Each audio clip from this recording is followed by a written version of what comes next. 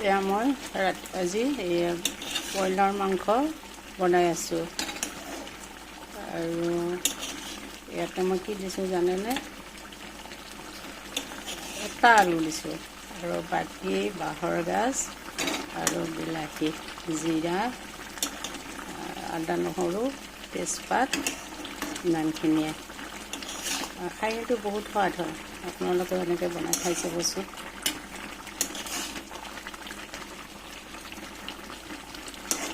আৰু আপোনালোকে কেনেকৈ বনাই দেখাবচোন।